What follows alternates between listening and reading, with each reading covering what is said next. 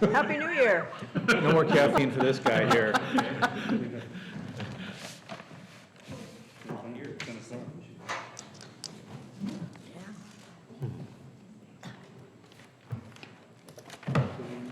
Okay, let's bring our meeting to order, please. Tuesday, January 14th, 2020.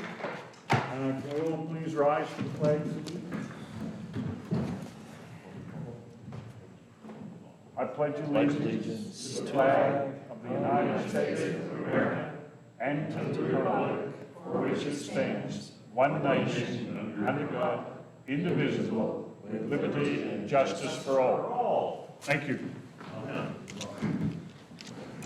Take the roll call, please. Bruce Francis. Present. Christopher Farrar. Present. John Orr. Present. Michael Magyar. Present. Myrna Patrick. Present. Nadia Gardner. Present. Robert Strickland. Here. Clancy Adams present. Gail Henriksen. Here. Julia Decker. Present. Victoria Sage. Present. Thank you. It's come to my attention that we need to make a couple of changes to the agenda. We do not have election of officers on there, so right after the roll call, I'll have election of officers and we'll shift the RV moratorium up to the end of the Code Consolidation and Modernization number 2. So if somebody would like to make a motion to adopt the agenda as modified. It's moved. I move to adopt, sorry, go ahead. It's been moved and seconded to adopt the agenda as modified. So election of officers, we need to have a motion for. There was no discussion on that motion, correct? I was just wondering.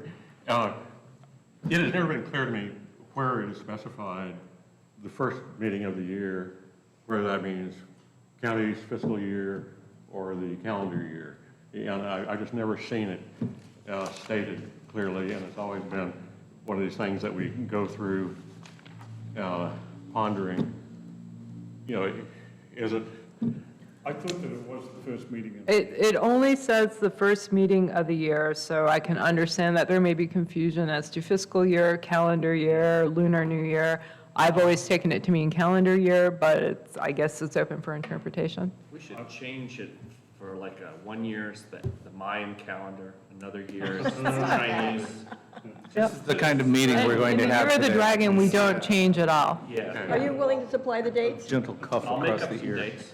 I'll make up some dates. If we Okay, all well- agree to those dates. Well, I'd like to add to the discussion by saying that although I guess I should have been aware that election of the officers might take place at this meeting, it didn't occur to me. And I don't appreciate having that weighty a topic dumped on me at the last minute. So I'm not going to participate in the election. And since I didn't get a memo saying I should wear a plaid shirt today, I'm not participating either. We can be, well, we can just request that staff try to remember on in a standing basis to put it on the We agenda. had it on the agenda, but because we went to this new template, it automatically updates itself and it deleted it. We did think about it, we did have it on the agenda. Unfortunately, the computer ate our homework, so. Happens. Well, I'm not faulting No, anybody but myself. would you like to- I'm sorry, I'm just not prepared. Would you like to propose postponing it so you can, Well, that's where I'm going, that's where I'm going to go with that. Let's go by consensus of opinion here as to whether we should hold the election today or defer it till next month. I'll say all those who are in favour of deferring it. Aye. Aye. Okay, anybody else? I don't care. It appears then it's 4-3 deferring it. So we'll put it on the agenda for next month. Yay for our team. All right, thank you very much. Is that to open up like a campaign season? Yeah, we've got to open up a campaign. Bumper stickers, no bid. Yeah, fair enough. So staff can put election of officers on the agenda for next month, please, Yes. if we're having a meeting. The consensus of the board was that you wanted a meeting every month, even if we did not have items to discuss. All right, so we'll put it on our agenda for next month. Business from the public. This is an opportunity for anyone to give a brief presentation about any land use planning issue or county concern that's not on the agenda. Please come forward, state your name and address for the record. Pamela Mass McDonald, 258 Commercial Street, Astoria, Oregon. Upcoming is the Community Solar and Energy Storage Systems talk at Clatsop Community College on January 23rd, which is the third lecture series in the Tools for Sustainability series that's going to be running every month. The presenter is Steven Schumacher. The title is Community Solar and Energy Storage Systems, which would be very useful for anyone who is interested in that. Interested in solar but can't afford it or don't have the roof space for it? A community solar program could be the answer, as it allows a group of people to pitch in on a solar power program and share the benefits. We'll discuss the various structures that allow anyone to invest in solar today. That's anyone, or in the near future. We'll also look at what could work specifically for the Astoria region. Solar works best when paired with energy storage systems, so we'll also look at virtual power plants as a solution to providing a steady flow of power even when the sun isn't shining. Current Oregon solar incentives allow homeowners and businesses to lower the upfront costs associated with the brand-new storage energy system by combining free renewable energy with lucrative state and federal solar tax credits. Thousands of Oregon consumers from across the state are choosing to realize the short and long-term benefits of these solar benefits. Tools for Sustainability is a monthly series of talks giving consumers tools to change their carbon imprint with often inexpensive and clever new technology and information. The series will occur monthly at the college through April, covering various aspects of sustainable energy, net zero housing remodeling, energy savings, electric vehicles, and more. All talks are held at Clatsop Community College, Columbia Hall 219 at 7 p.m. The next one is the 23rd. Thank you. Thank you. What was the patronage for the last meeting? Because you came and announced it. It was, unfortunately, the college was closed due to inclement weather. And so Pacific Power could not attend, and neither did the other people who showed up, because they closed it down because of inclement weather. But Pacific Power will be doing it at a later date. Yeah, Yes. but you are getting quite a bit of interest from the community on this, you think?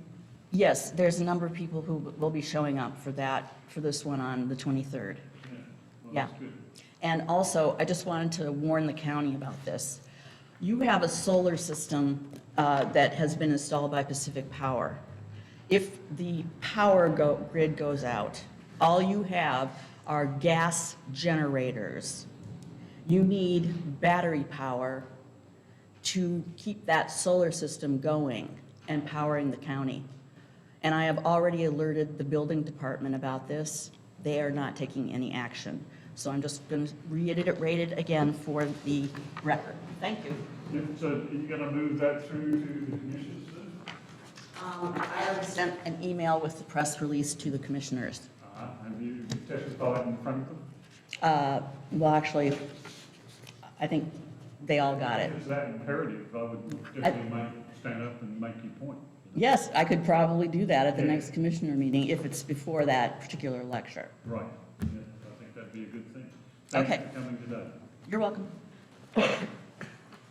So minutes of the regular meeting minutes, December the 10th. Has everybody looked at that? And I have a small question. Yeah.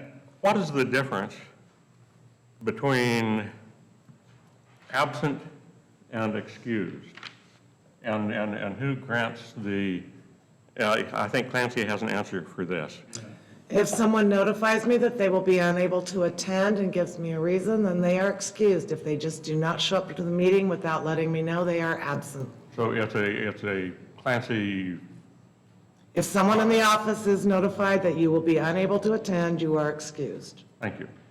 And I think to expand upon that, if we have 3 absences with without any notification, it becomes a case for Removal. And, removal. Removal from the board. and it doesn't matter what the reason is. As long as you give me upfront notice so that I can cancel in case of not having a quorum or Correct. something like that, then you're excused. But if you're just absent and don't let me know, after 3 times, you can be dismissed. Thanks for the And clarification. that comes to us for consideration and we take a vote on it. Yeah. I move the minutes be approved as presented. Second. Been moved and seconded to approve the, did you get the second there? Myrna and John? Yep. Okay, got it.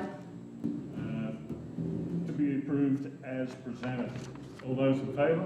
Aye. Nobody's against, it's unanimous. Thank Then you. the 3 of us who were absent abstain. The 3 of us who were absent abstained, correct? Three people who were Thank you for excused. bringing that up. Yeah. So I had a question. I wasn't at the meeting, but I just had a question about what happened. Is it okay to ask at this time? Absolutely. Okay. So I saw that we had another application similar to one previously about trucking and whether that was allowed in the Miles Crossing area, and that the group actually decided then something we had talked about at that previous application to just go ahead and add commercial trucking as a conditional use in that RCC zone. And so I'm wondering, so I'm just a little concerned about, any people in that neighborhood that have houses that might have concerns around that being just a much easier thing to happen. So how is that community being notified about that very significant, I think, change for them, like that anything in RCC could go forward having commercial trucking? Did we post a notification of a hearing about that subject on the property? Well, what would happen is under state law, we're required to send a Measure 56 notice, so anybody who's in an RCC zone would get notified of the change that's coming up, and then there are the standard public notices that would go out with any type of action that comes before the Planning Commission and the Board of Commissioners. So they would get mail? Yes, Okay, so everybody in the RCC will get mail? yes. Okay. What were the 2 nearly identical zones out there, one on one side of 101 by Brams and in the zone here, there's like 1 letter difference. Yeah, it's RCC and RCCLI. Oh, There's yeah. a light industrial, and then there's a commercial, and then there's a residential. And then there's also the potential of it being urban-rural something. You're thinking of the unincorporated communities that Will was talking about, I think? Yeah, I guess so, because it kind of applied to the same little map that we were looking at, but that there was potential, it was some kind of oxymoronic name, like. It was, I think, an urban urbanized, unincorporated. rural. I think it's an urban unincorporated. If you had 100 houses, it's suddenly. It's kind of nice, but if you want to close it. Anyway, thank you. As long as we're trying to beautify the codes. Yeah, we are.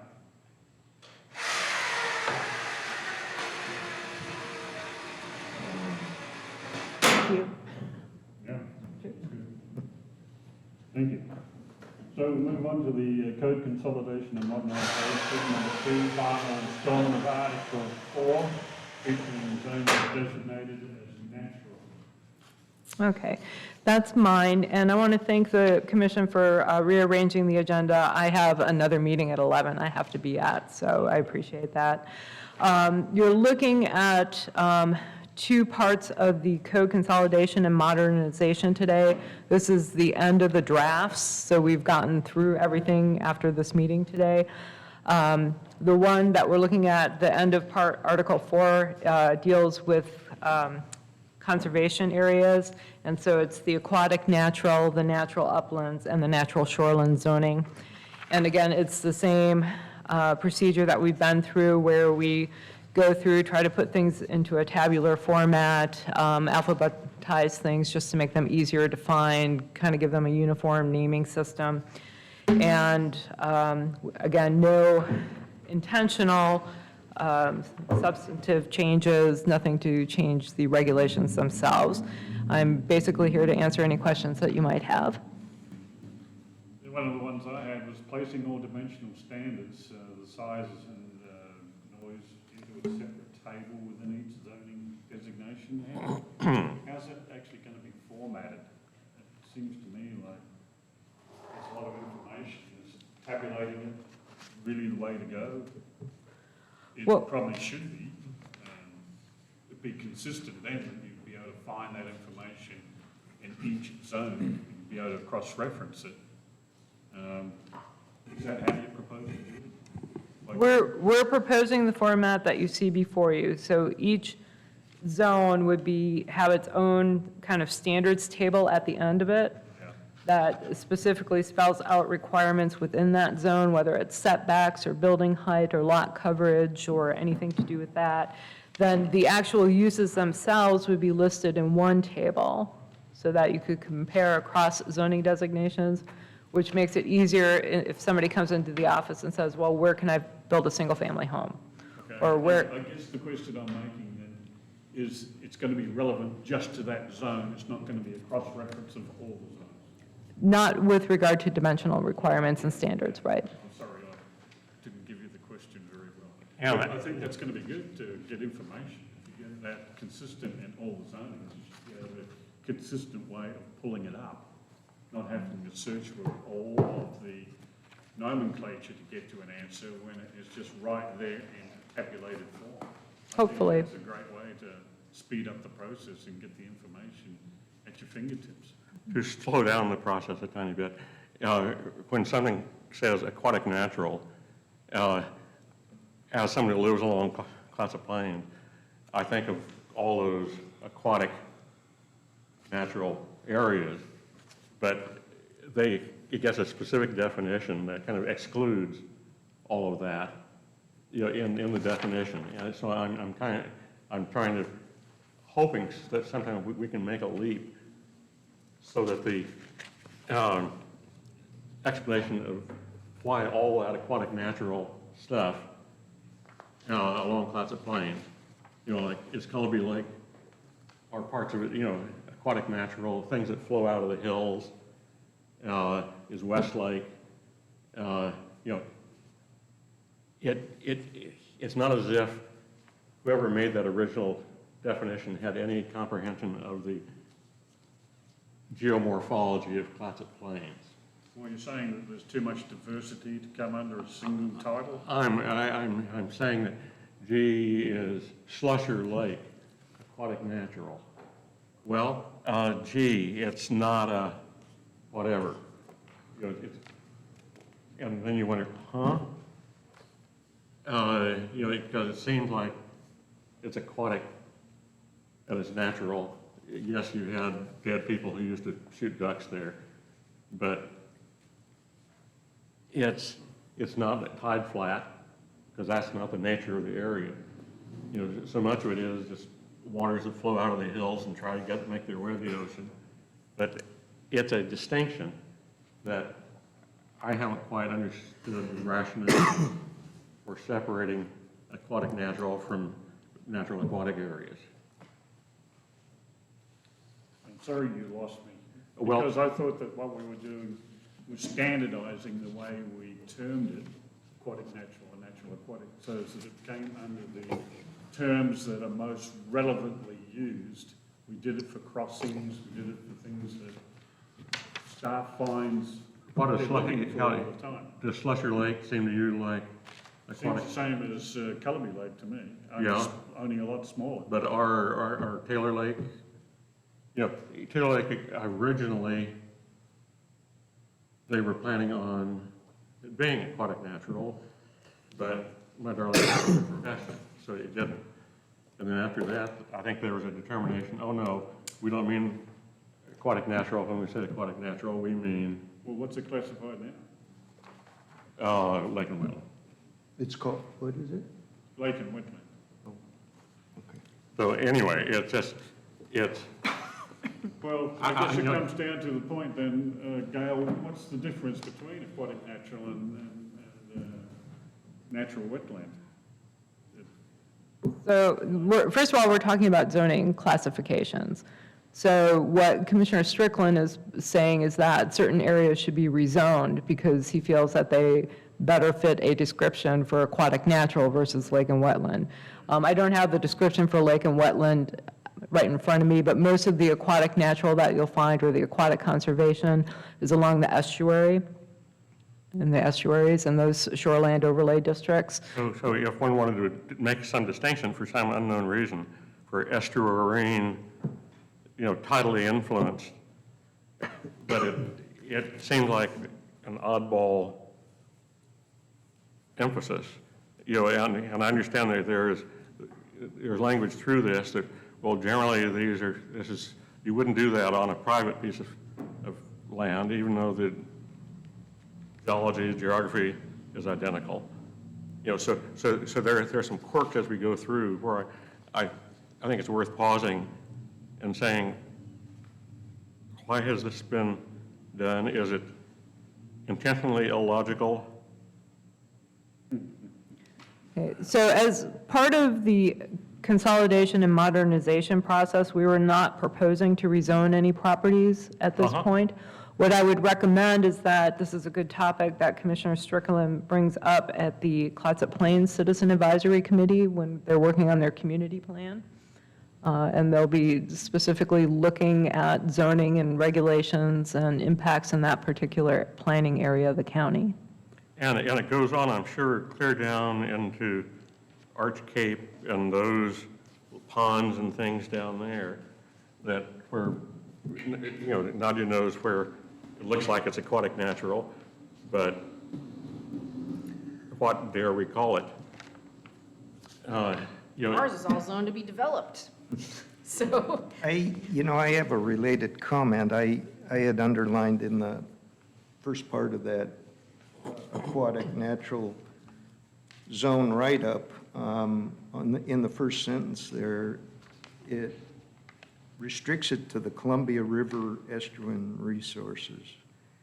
And I don't think it makes sense to restrict it to the Columbia River because Young's Bay isn't part of the Columbia River. It's part of the estuary, though, and the land You around can't say it. that. You can't say that. That's not right. what do you mean?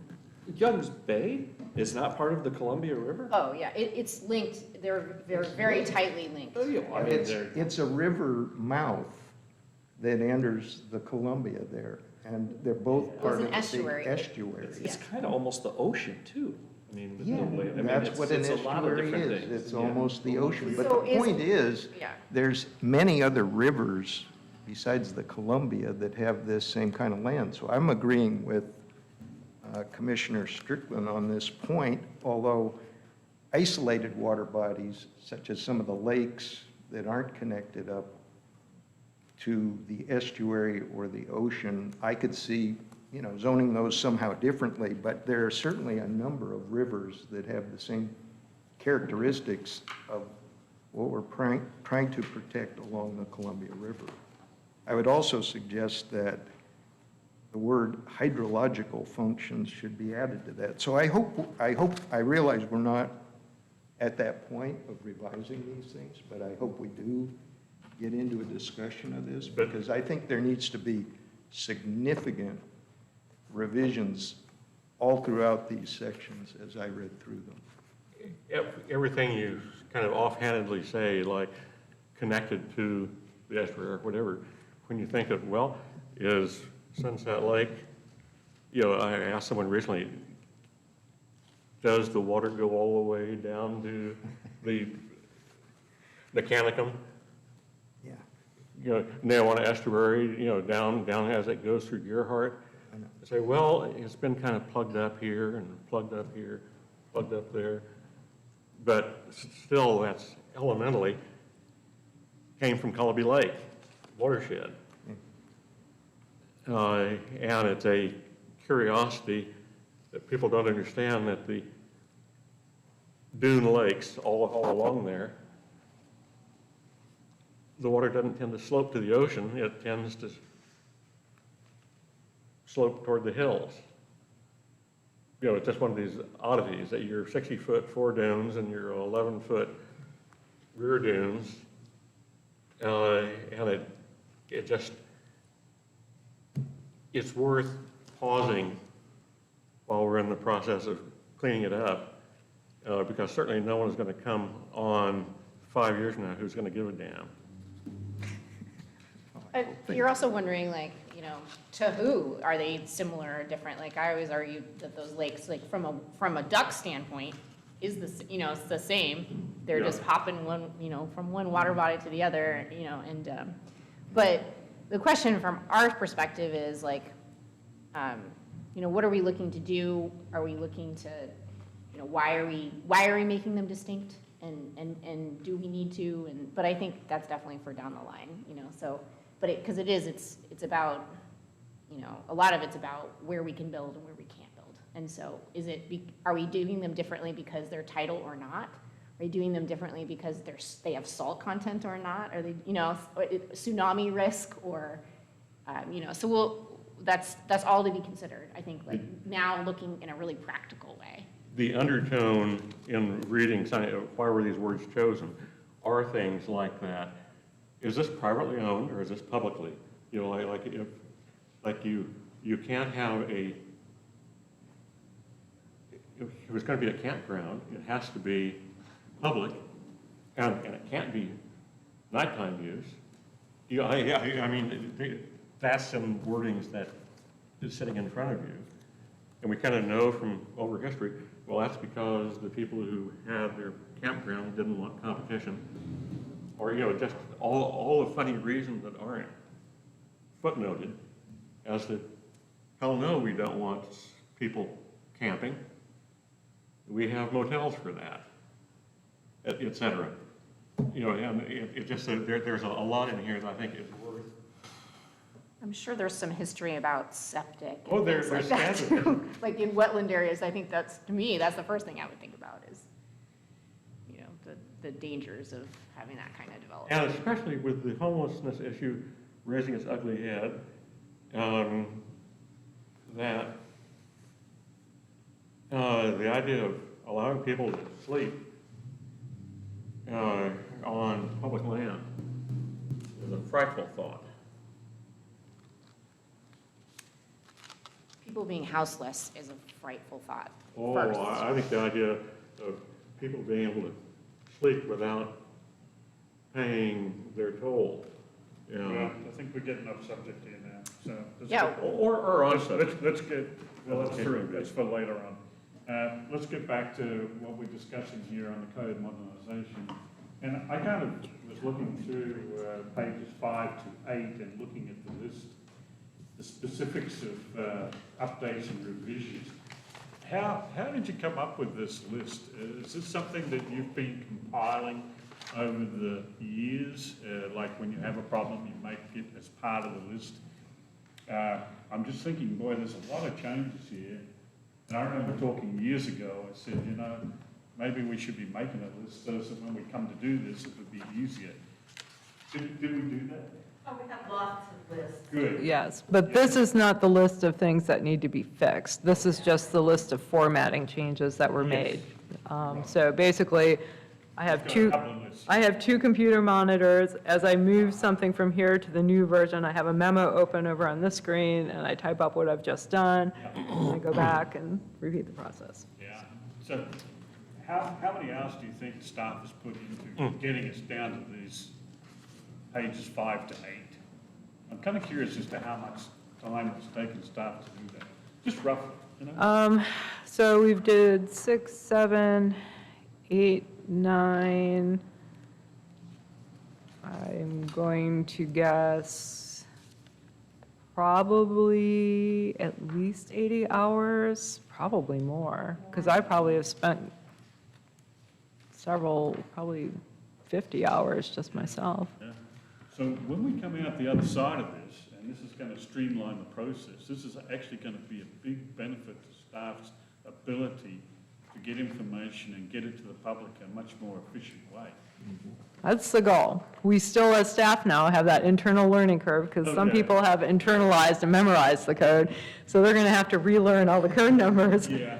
For those of us that are newer, it won't be such a learning curve, I don't think. Yeah. But It'll be long for me. I'll be quoting old numbers Oh, numbers, yeah. But, you know, I think that we're on the right path here, you know, and I really applaud staff for putting in the time and effort to get us to this point. I think it's a really good change. And getting They've rid done a of great job. loaded words like sanctuary, and, you know, seems important. Okay, so other comments? Just a question to Gail. So I'm just looking at the 5.1100 tsunami inundation zone. So the new law that passed in Oregon that said now we can build hospitals again in really dangerous places, how does that get integrated into the code if it does? We had not planned on making any changes. Okay. We've not been directed by anyone to make changes. I guess if that's something that the board wants, or the commission wants to consider down the road, and the board wants to take up and So they start could- allowing those facilities back there again, because they are allowed by state law. But They're allowed by state law, but currently they're not allowed by county laws. And so it doesn't trump. No, I think it's good. I mean, I don't think we should be building essential services in the tsunami zone. I just. I would agree, but. Yeah, so because of that law, county can choose to make that choice, but they don't have to. Right. Okay, I like it. I didn't realize that. That's my understanding. I can verify that with council. Mandate by state. But the state says you can build, it doesn't say you have to build. They haven't taken that step yet. It's coming. I have a question kind of related to the previous topic about the change in all the numbers and so on. And so there will be some historic document where the old numbers can be referred to, right? Yes. So like there's old date and there's new date for our calendar system. And sometimes it's important for any of the historical documents to be able to go back and say, okay, when we said that they had to abide by this section of the code, this is what it meant. We don't have to try to No, find a new number. no, we'll still have old copies of the code as it stands today. Okay.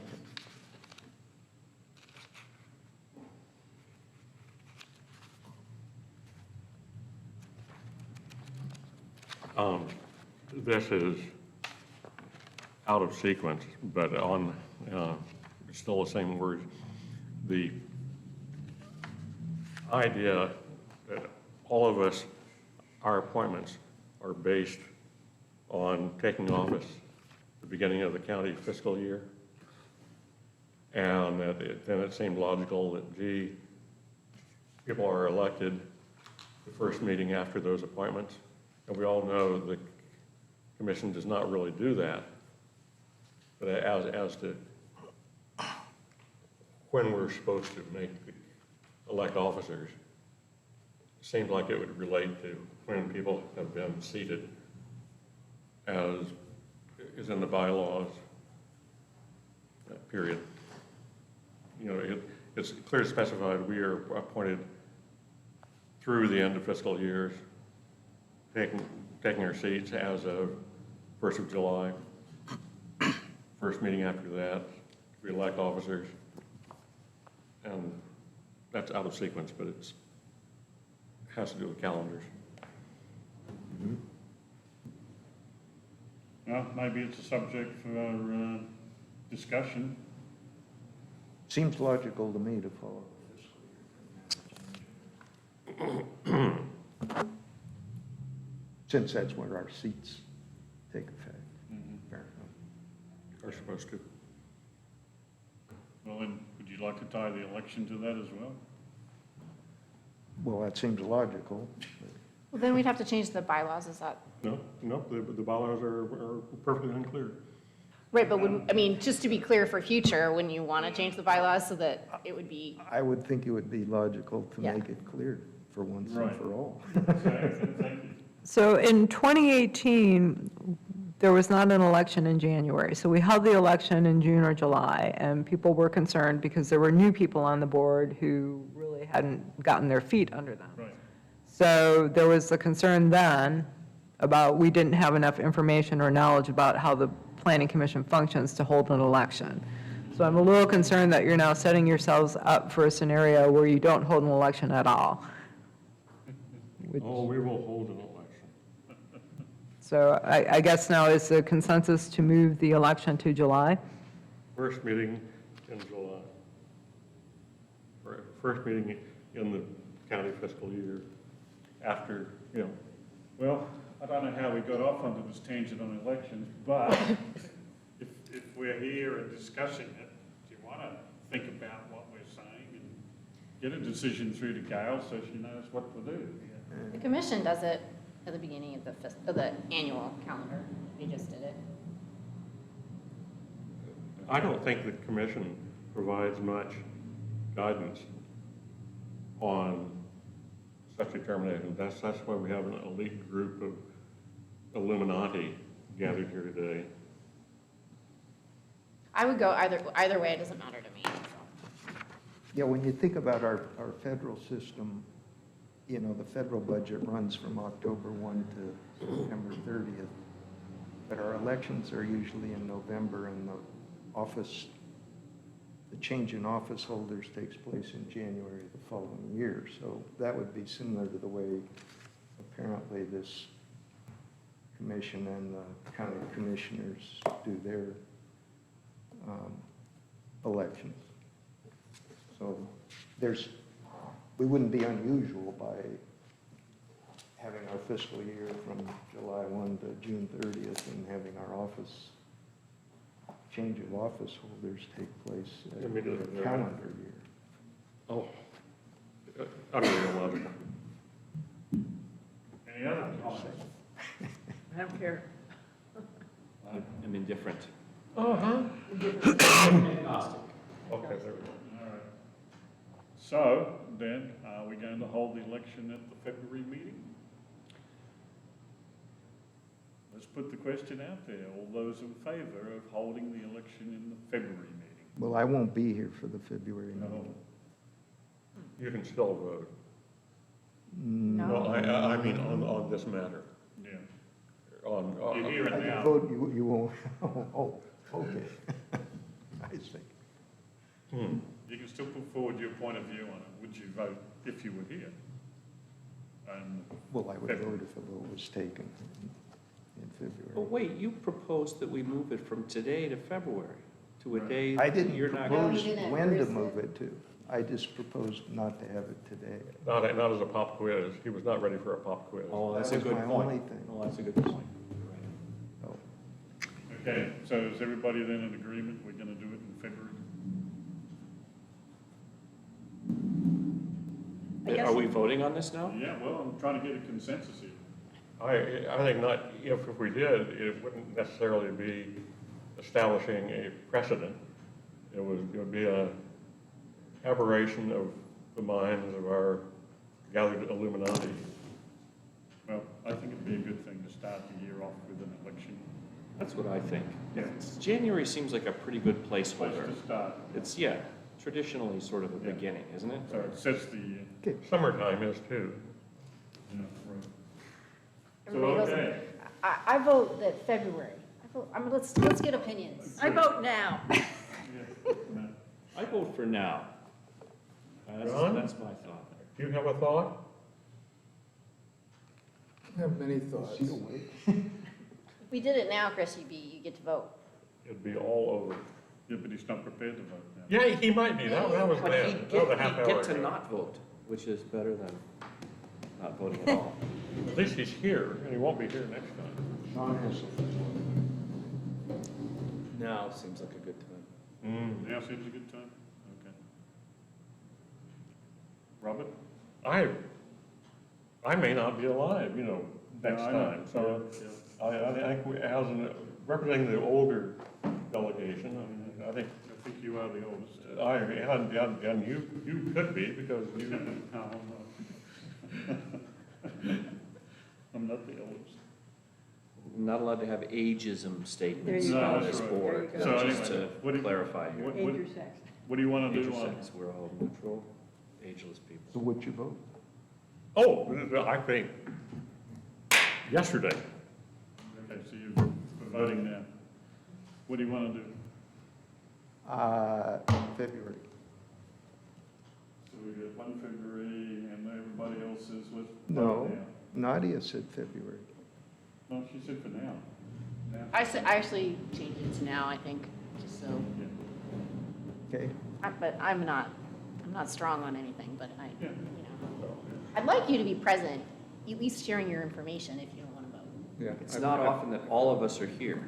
That's true. I mean, if we can take time to hear from, Excused or not excused? Excellent point. That is a good point. Okay, so we're all sitting here, and this is the hot topic. Let's go ahead and we'll have the election now. I move that Bruce Francis be reelected as chairman of this committee. I second. So it's been moved and seconded that Bruce Francis is chair. Discussion. Are you closing the nominations? I am for that, and then I'll get to the next one. Oh, that's not how we do elections. I think we already, I'm running it, so we have this discussion, and you can't just make up how we do elections. There was a whole explanation of how Well, I've got a motion and a second, so let's discuss the motion in a second.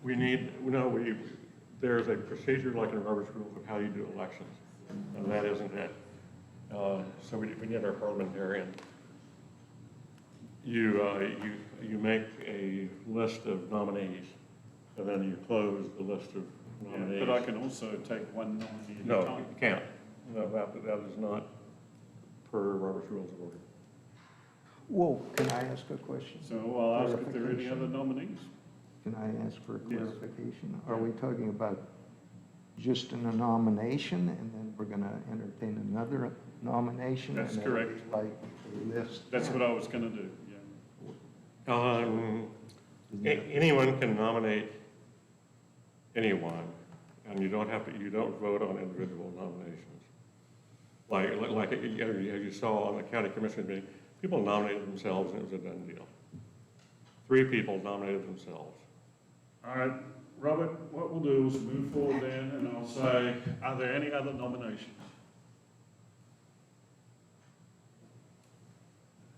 Master Orr, do you have any desire to be considered as the guide of these meetings? You have judicial No. experience, and I think I heard the answer was no. The answer is no. I haven't been on this board sufficiently long to feel like that would be my place, and I think the board benefits from the quantity of experience and judgment. And I think it's, this is not a slight to Brother Bruce, but I think it's great to have shared experience in these different roles. And that's why I'd love to see us not just settled in. Do you have any interest in? I have interest in continuing as vice chair. I haven't even gotten to practice yet because the one time that Bruce was going to be gone, I think. Yeah, well, no, the meeting got canceled, and then you were able to go to the next one. So, but I'd be happy to be vice chair again, and I'll remind everybody, he's on his way out later this year, right? Isn't it this summer? This summer? This summer? Or no? Or the end of the year maybe, or something? Yeah, I know. End of the year. Anyway, so he's not there forever. I really appreciate his knowledge and longstanding expertise and efficiency in the meeting, which is really important to me. Thank you. Any other nominations? Do you have any, and you have no desire? You obviously have no desire. Nope, I have no desire. I've been there, done that. Okay then, so we're back to the original resolutions being, Bruce Francis has been put forward in a motion to serve as chair for another 12 months, and it's been seconded. All those in favour? Or, do you want to close the nominations? I have closed the nominations, Oh. there are no more. So, close the nominations, and I'm asking now for a vote on whether Bruce Francis has got 12 more months as chair. 12 more months, that's a whole different issue. 12 months. Until the next person. Till the next election. yeah. Until next election. So, all those in favour? Aye. Any opposed? Any abstentions? Are you abstaining? I said aye. Okay, I wasn't sure. Oh, I'm sorry, had my head turned. So I guess Bruce Francis gets appointed as chair again. Thank you. Now for the vice chair, would somebody please make a nomination? I nominate Nadia. I to be second. vice chair. been nominated and seconded as Nadia for Vice Chair. Any other nominations? Hearing none, we'll close the nominations. So all those in favour of Nadia, please vote. Aye. Anybody against or anybody abstaining? That's unanimous. Thank you. Thank you. So I guess we'll continue along our way. Bruce Francis for Chair and Nadia Gardner Vice Chair for the next election. Thank you for allowing us to insert that so we can take that off the February agenda. Okay, we're back to what we were discussing with code modifications. Any other questions or comments? We're up to about what page theoretically? Well, I got from the 5 to 8. Yeah, okay. And then I've got another question. If nobody else does, I know I'll be hogging the road. On page 41,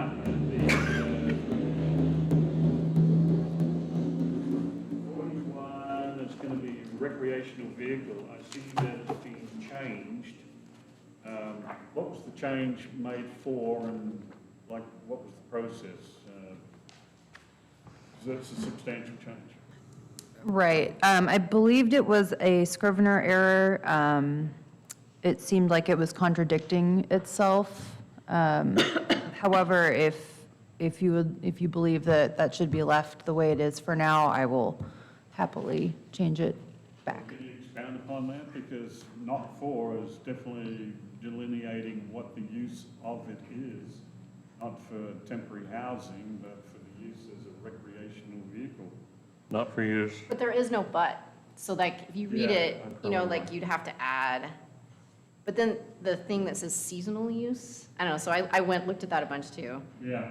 But this does pertain to later, What what we're we're gonna gonna talk about, but Right. yeah, we definitely want this sentence to be really clear. Right. So maybe we just need to figure out the intent of it and. Right. And write it so it's I'll- razor sharp rather than. I'll mark it and we'll discuss it later. What we can do is, this floodplain stuff was all pulled out of the state's model ordinance back in 2018 when we had to update our floodplain development ordinance. So we can just go back and look at the model ordinance and see what the definition says. So Might have been from that, but, it could very well be. but yeah. I believe I looked at it, but I will double check that one.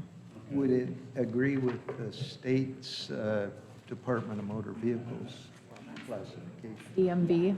I don't know that the state drew their definitions from that. We're going by what FEMA has put forth and the state is going with as their model floodplain ordinance. We are trying not to deviate from what FEMA wants because then it's just a pain for everyone, so. It just seems like when the county wants to determine what sort of vehicle they're dealing with, they could deal with the registration classification that the person's got the vehicle under. There used to be a big tie-in between county revenue and how many RVs there were in the county. And there was somewhere there was funding that helped take care of Spruce Run and places like that, or the county dirt track down by Cullowbee was kind of based on RV registration. And I don't know more than that, but just if someone asks an intelligent person that. And I know you have to go shortly. Yeah, I was going to say, Gail's got to get going here in 10 minutes. So. No, I have to be there at 11. Oh, The meeting okay. starts at 11. We've got 5 minutes now. Yeah. Gail, let's move to the RV moratorium. Can you give us a bit of briefing on that?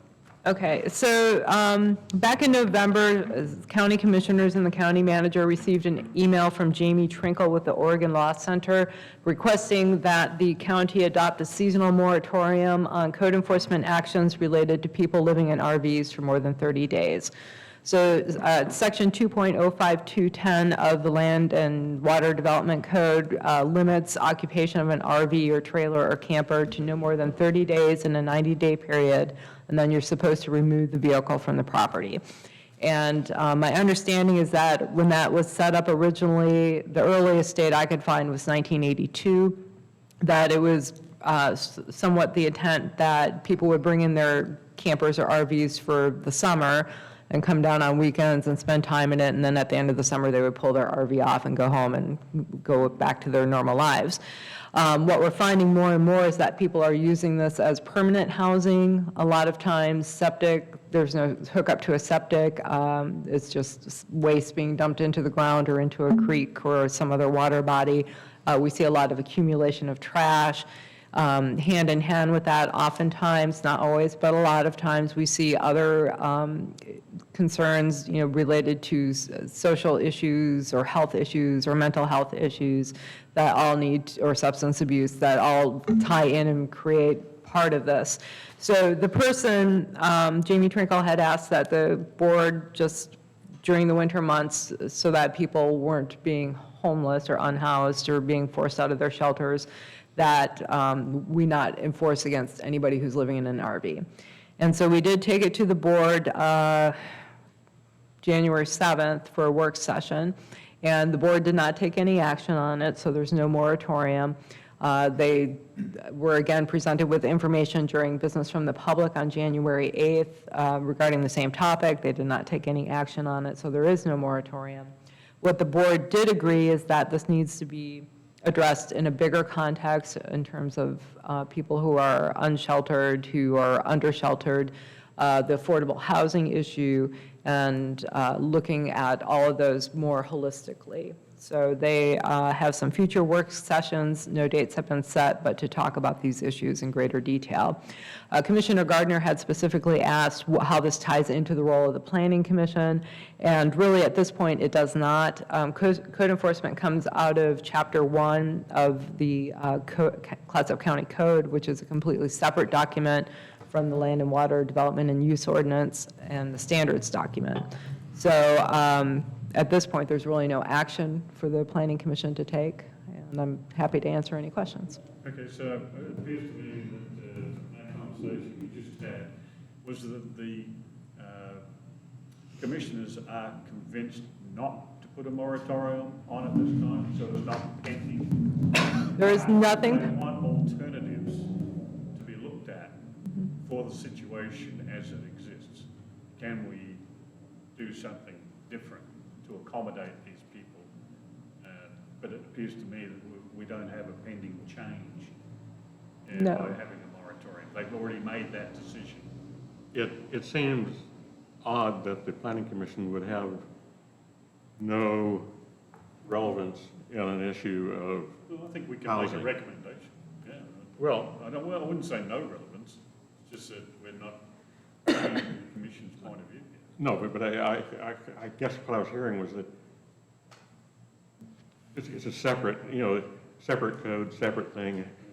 These petty matters have nothing to do with our court here. Well, I think they do. But Gail, what we'll do is we'll discuss this a little more because I know that we've all got opinions on this. And you can get an update from the staff that's left and we'll let you go to your next meeting. Okay, thank you very much. Thank you very much. Have a good time. Well, we'll be meeting about the census. All right.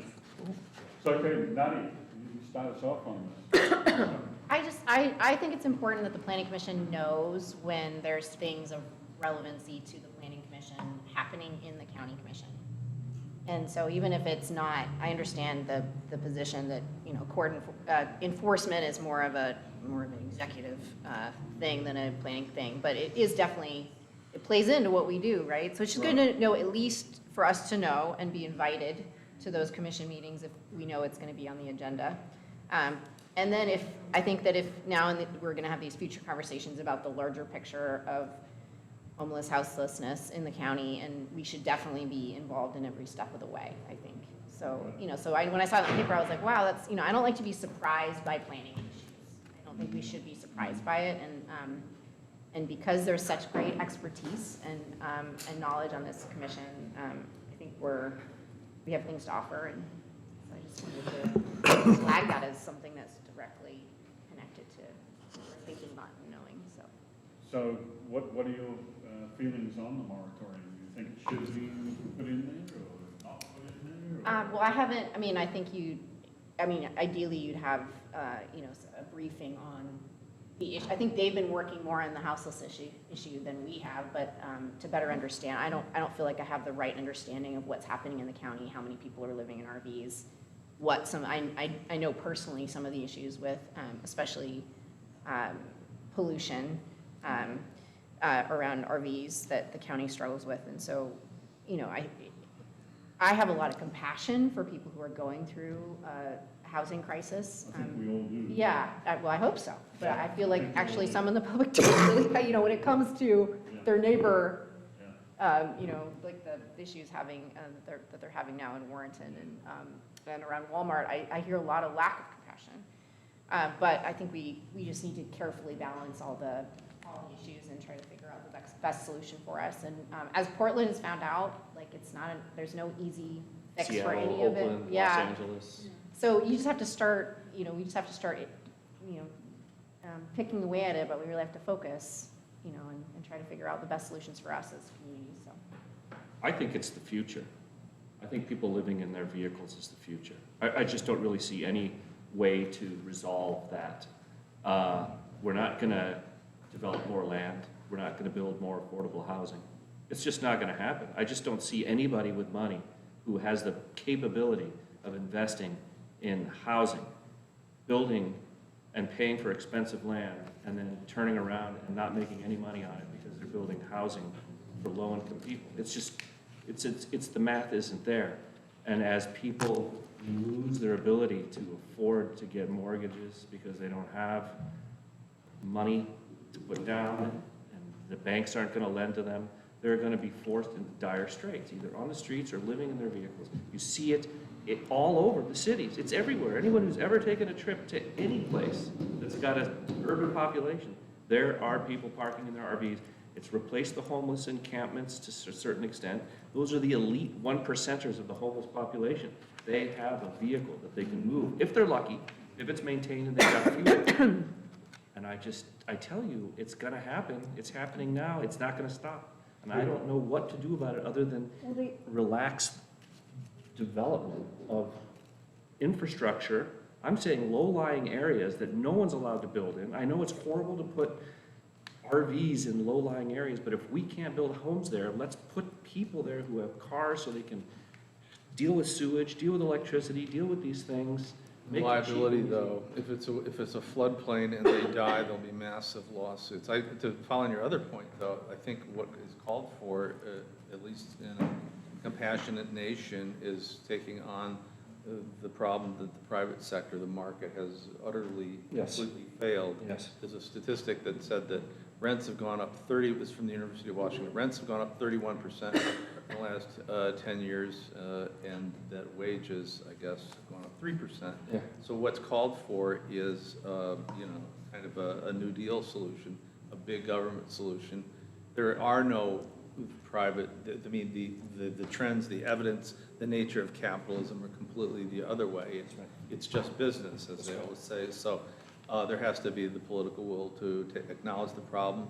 And I think when we get to the place where there are shrinking nice parks, the parks are disappearing, public places, and sewage and tree problems, it's got to reach that point of intolerance. And when it reaches that point of intolerance, then hopefully the political will move in the direction of providing assistance, acknowledging the failures of the market, rather than punishing or ostracizing, or worse, which there's precedent for, the poor, making the poor the victims of their own lack of work ethic or character, or whatever tripe that follows. One cool program that I think a lot of cities have done is a partnership with churches, and that, using underused facilities and parking lots.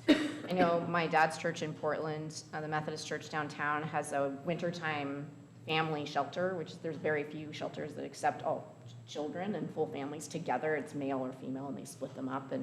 But that's been a really, I think, effective thing for, bringing people in for the winter, but also using parking lots. Like some of our churches out here, those mega churches, have like the biggest parking lots, and allowing people, especially seasonally, to use those, but also provide services on site to support them. and making sure that their sewage is going in the right place and that they're, so kind of like communities. So I think there are solutions, and so we just have to, as a community, both private and public and other nonprofits, kind of figure out, what's best for us. But it's very complicated, and so I think we just need to get started. I will say, I think in the past I've said really negative things about the city doing what we need to do. The city's doing what we need to do for affordability. And I am seeing in the news that a lot of cities are actually taking action after the affordable housing study. Seaside's talking about reducing parking requirements so that they'll have more apartments downtown. And there are things which are kind of hard. That's a hard thing because Seaside has such limited parking that businesses might allow that. I think that's a big deal. And this is all in the tsunami zone, correct? That's right. That's right. So you have the tsunami zone, you have the affordable housing issue. It's all very messy and complex. But I think that I've just been I've been heartened to hear that they're really taking those recommendations and figuring out for them what they're able and willing to do. And they've been taking steps, which is more than I would have thought they would. I gather in San Francisco, just having a parking place for a vehicle costs more than any of us pay for rent in the county here. In other words, just having a place to legally park your car on someone else's land. Okay. A cottage in Seaside right now is $1,200 a month. Well, A cottage in Seaside is $1,200. I mean, it's outrageous. I, for one, am not in favor of just opening up our streets and our public lands for people just to crash and make it their home. I think that's really a bad idea long-term. I also think that things are changing quickly, and our assessment of how much housing is available is continually out of date. Just from the newspaper of January 10th here, there's the mention of 2 housing developments being built in Warrenton. One is 66 units. The other is 46 apartments. They're expected to rent for about $1,000 to $1,250 a month. So that's, maybe $15,000 or less a year. Using the formula, that means people that are making $45,000 to $50,000 a year for a family income could afford that without being strapped. That's the issue. It's the wages in this county. It's the jobs that are available. That's where the problem is. There's nothing wrong with the prices. If you look at the median price of a home in Clatsop County, it's at about $240-some thousand. That's not a high price.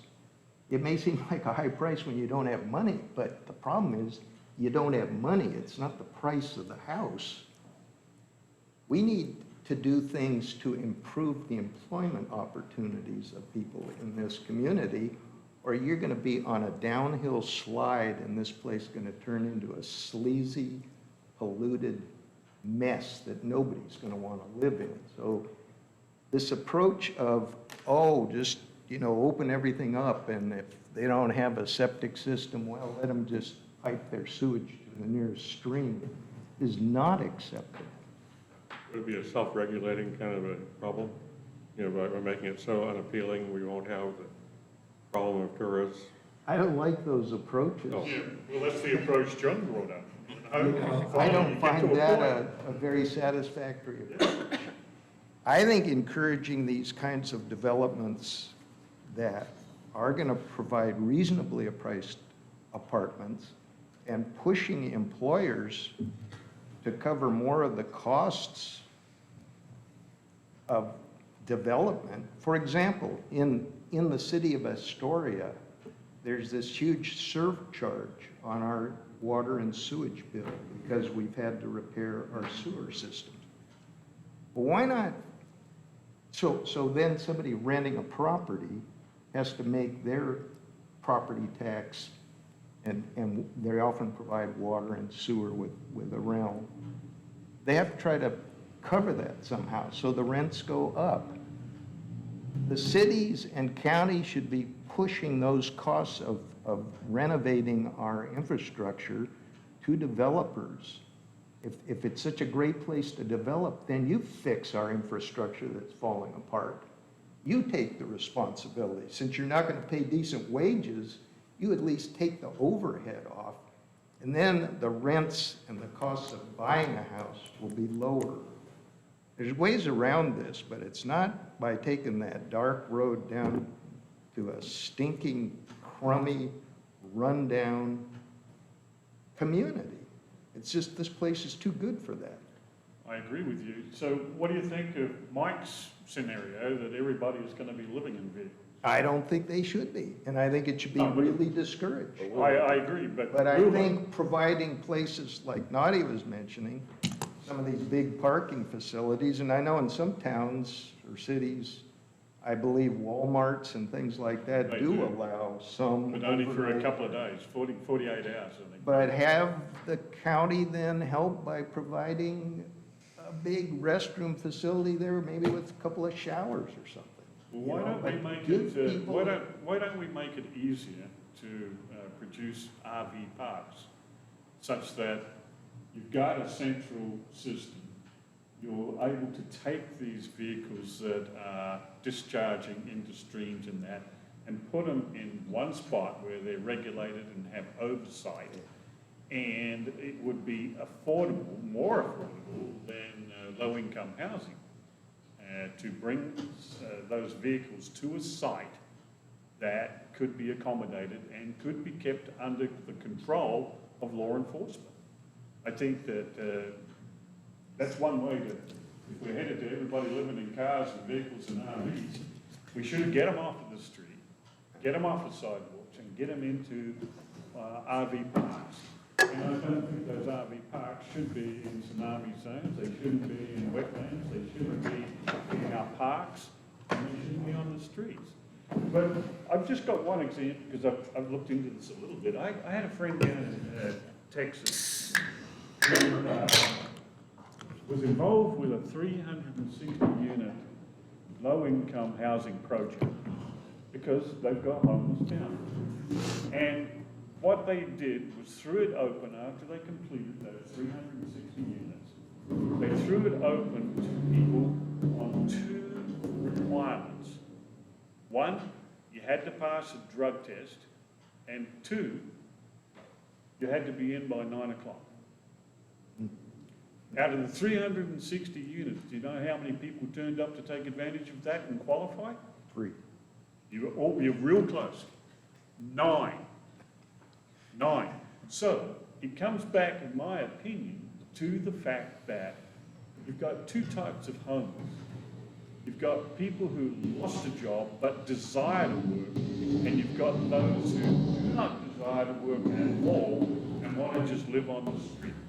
They want to do their drugs, they want to have enough government support to enable them to live the lifestyle of drug and booze and, you know. I gotta stop you there.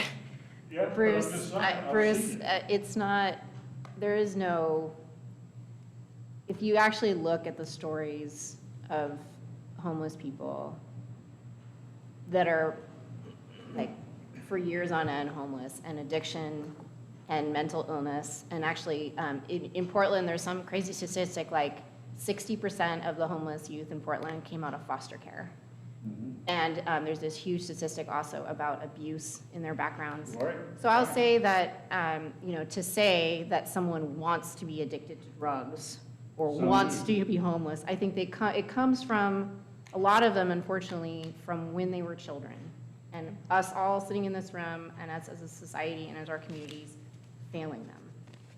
So it's not about choosing to live a particular lifestyle, but it's about their lives, unfortunately, choosing that path and them not being able to get the help that they need along the way. Well, there's two ways of looking at it, though. There's people who believe in free will and other people who do not. That sounds simplistic, intellectual exercise, but the people that have pulled themselves up will say, I made a decision, I hit the bottom, and that was enough, and then I decided. I mean, I'm not shitting any new information on it, it's just a thought. I think it's sort of that, like, you know, there's like this, is it a trope, like this idea of like these people who pull themselves up by their bootstraps, and that, I think we hold on to that, but I think the reality is that most people, when they have those sorts of experiences in their lives, it's very, very difficult to make that choice to pull themselves out.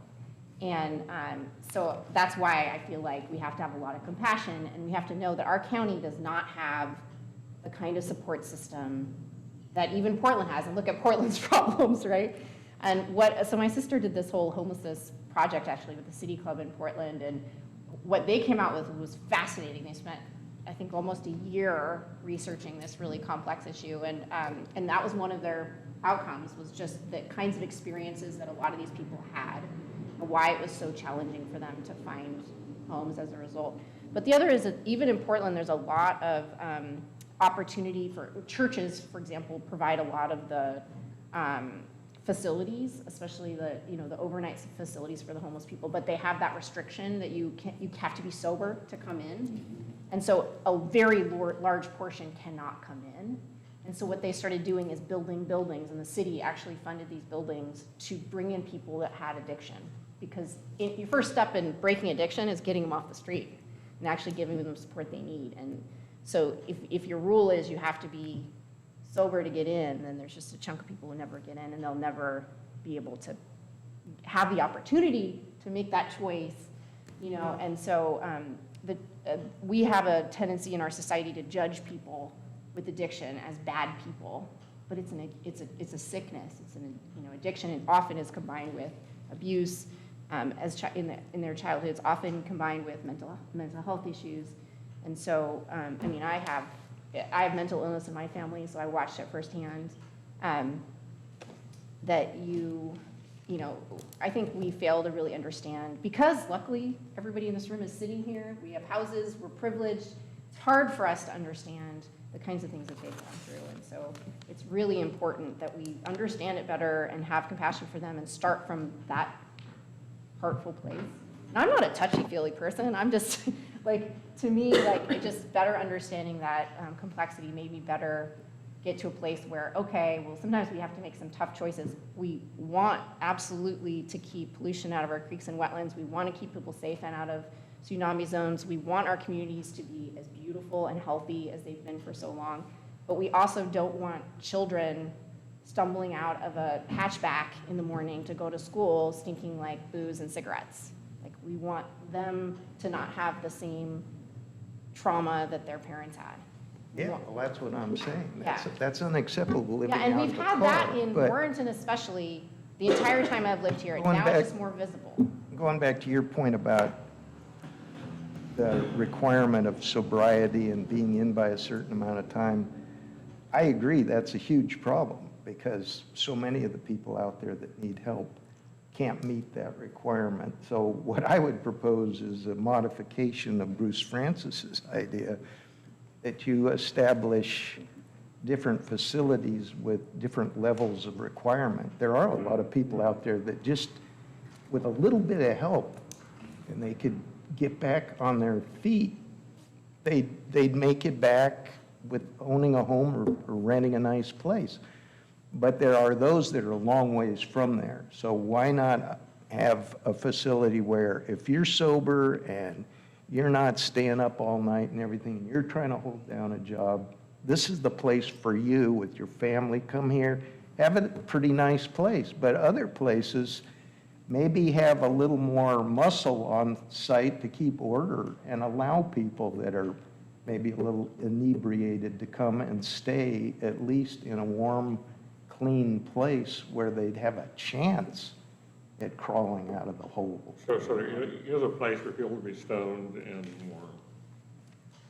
And then more people that Control are the more fire. on a path that really Yeah. have figured out, I want to Well, get that's back. Nadia's point, is that she wants to have that. She's doing it through church organizations who are good practitioners of that. So for me now to come back and say to you, I'll give you the example of what I'm dealing with in Clatsop County's Columbia Lake area there. Okay, we've got a homeowners association there. We've got rid of the sewer district, and we've got a nice lot that is 200 yards from the highway. Well, what am I finding? I'm finding people camping there all the time, so I've been shifting them out. So then I brought in large boulders, and I blocked it off. And then I had someone come in an RV, park it there in such an angle that they were off the road, that they were protruding into the right-of-way of the access to Cullowby Lake. So I called the sheriff. He comes out and looks at it. Says, oh yeah, we're very familiar with this individual. This individual is a drug addict. Okay, so we're back to the point where we've got someone who's had a hard life. But the vehicle is unregistered. The vehicle has no insurance. But they can't shift it because there's nobody that can shift RVs here. They come out of Longview. Only people that can legally shift an RV. You mean shift, tow? Tow it away. Yeah, I was surprised. Tow it and take it off site and impound the vehicle. What I'm saying is, I want, because of trespass, I want that vehicle impounded. For one, no insurance, and secondly, it's not registered. I said the rest of the community is liable for the accident, not the owner of the RV. I said, we're all at risk. Can you turn it into an art form or anything that we, we have? Yeah, we were thinking of doing that. But I'm just saying that I've had to go down to Parks and Rec, get the park shut off at night. Then up at the north end, I finally got parks, shut it off. Stop people camping up there, drug dealing and doing all this. Luckily, the county has supported it. And I've got it all closed off to now where we're staying on top of people who come in there and, try to live there on a semi-permanent basis. The other thing is we're in our close proximity to Sunset Lake. We've got some undesirables there who turn up in RVs and camp right next to one of the largest school pickups early in the morning. Convicted child molesters. I've broken 2 of those when I was taking my kids down there. And, you've got to be on top of it. You can't let these people hang around there. So I understand what you're saying, that we're attacking these individuals, but like I say, it comes back to the fact that there are a couple of different types of homeless people. Those that have had a tough break, lost their job, but are still willing to work. And then the others that, for whatever reason, they no longer wish to survive on their own resources and be contributors to society, but they want to have the government enable them to live the lifestyle that they are currently doing. And we need to help those people, but we should not be helping them by allowing them to take over our infrastructure, our parks, our sidewalks, and to pollute the county. We need to help them in another way. And I would like to see RV parks where we shift them to, and they're monitored, and they're helped, and they're looked after. I'm hearing kind of a Morgan oxymoronic thing. We have a problem with RV parks, and we need to I create. didn't say we have a trouble with RV parks. I said we've got a trouble with RVs parking in public places. Do RV parks seem to stay full and a real moneymaker? That's why we need more.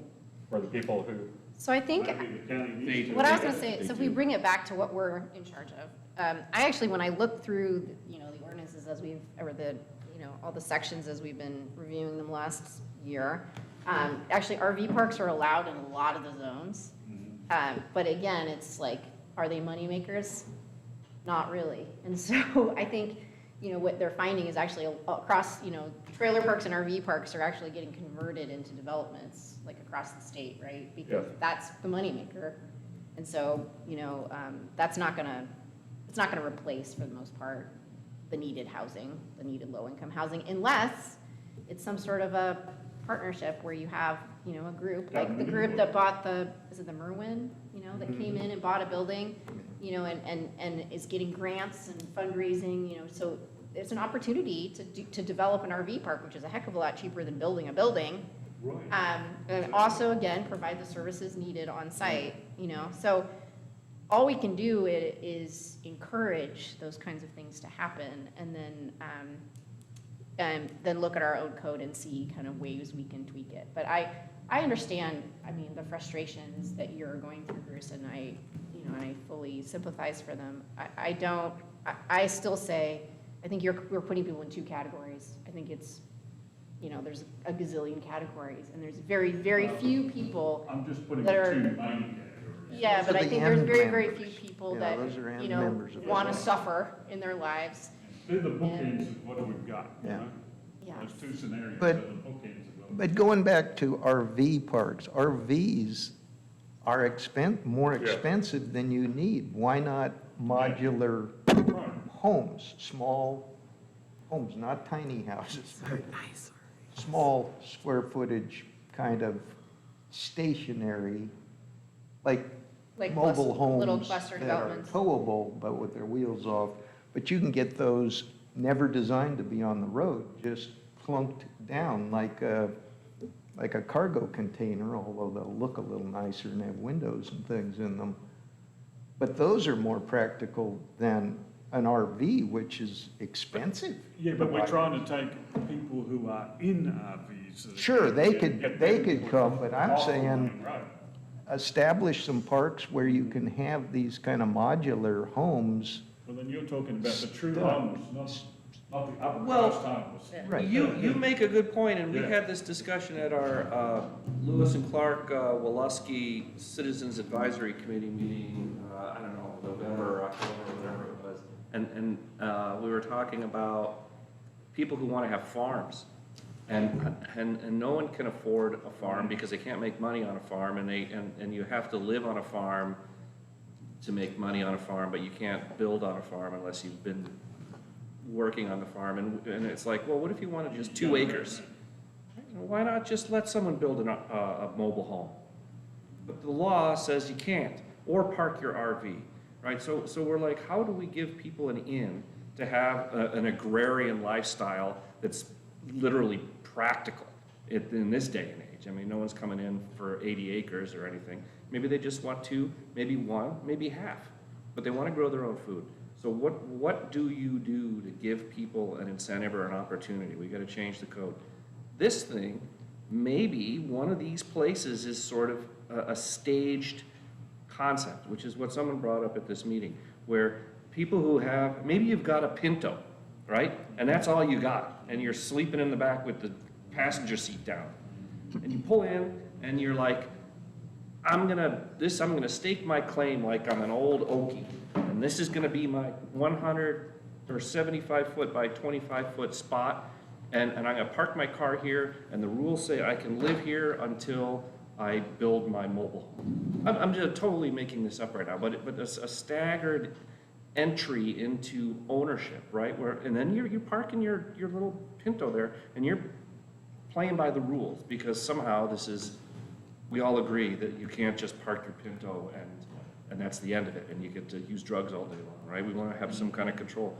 Why can't we have, I personally see the weather here is good, right? First time anyone lives in their car over the course of an Ohio winter, there's the last time they're going to spend winter in Ohio, and they're going to keep looking.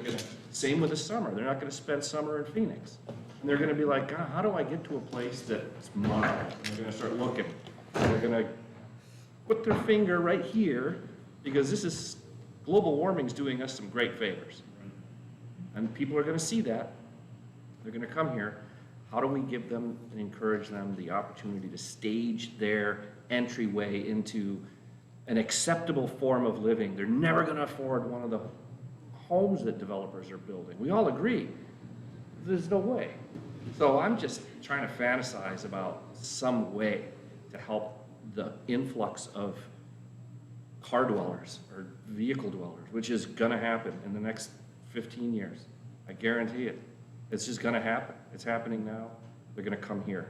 Yeah, but they shouldn't be enabled to stay in public areas without sanitary health conditions. An incentive to live a better life is all I'm arguing. I don't have an answer. I'm not saying this is the best way, but I think that giving someone a hopeful opportunity, because once you drop into a car, I lost a relative. They died in a trailer in a Walmart parking lot alone. And we didn't know for a while. And that's awful. And I don't want to see that. And that person was normal until their meds were the wrong meds, and then they couldn't fix it, and then all hell broke loose. And that was a downward trajectory of mental health issues. It wasn't that they didn't want to work, they just didn't even know anymore. And then all they had was a trailer and a Walmart. And it, from a personal standpoint, I feel like there's a lot of people like that. There's just a lot of them, and that's just an extreme version. And then there's the normal people who just want a place to park their car so they can sleep, so they can go to work, and then they want hope that they can maybe break out of that. Because once you move into that car, and that's That's why we gotta provide more facilities for the park. I gotta say that, The idea that's my rant. of what Mike said about changing some of the codes so that you can have areas where people can park for a period of time and perhaps buy a small part or rent a small part and then arrange to have some kind of sewage and other controls. But the other thing we need to look at is because of the mental health and all these other issues, we need to have some more clinics for people. They're gone. We don't have any mental health clinics. We need to go back to having a few of that. We need to go back to having the county help pay for some of these services. And like Nadia said, some agencies are providing grants to build places. It isn't, I think it's Warrenton or Hammond that's got those little tiny houses that they're building, and that will be more affordable. There's the old hotel in downtown Astoria that they got all kind of grants for. I don't know when they're going to open it, but I don't know how many, but they've got a whole bunch of units in there, little single units, so that people could have a place to stay. And this will take care of a lot of, not all of them, but it will reduce some of the problem, in my opinion. But they've got to be willing to do it. They've got to be willing to help. That's the biggest issue, because a lot of these people, they don't want to do anything except take your dime. I work at the food bank once a month, and we have a lot of homeless people come in. We also have a lot of people that aren't homeless that need help. But that's what we do. We help them out, and that's what it's all about, helping. I have to say that my experience with a public housing project at the building, it's where the alternative is, and we've just had a revision of the floor plan there that will help us go from maybe 36 to 62 units. And think about how dirty and polluting automobiles are, that there is just such a desperation, it seems, about these old and falling apart RV vehicles that doesn't get the kind of direction that we want to go with the problem that we've got. And so I really think that we just need to make, our place is going to be on bus lines. We need to have more single units where people can live in. We're going to have another one, we're aspiring to have another one that is a newer building, which will be for people that can afford a little bit better, because you need to be able to fund the operating. But the point I really want to make, it dovetails with the points that you have made, is that from our visit to facilities in Portland, you cannot separate the treatment and the drug addiction from the provision of housing. It's just a fact.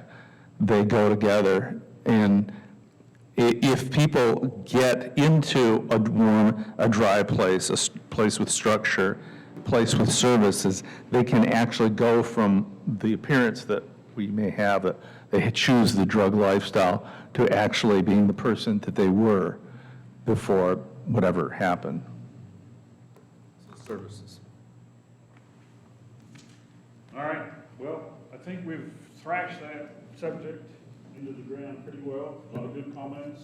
I think it's something that we're going to have to discuss in the future. I think Nadia's got a lot of good ideas, and I think all of us here produced We have fair enough comments. we have an awful lot of institutional knowledge, that if we took twice as long, we wouldn't begin to tap it all.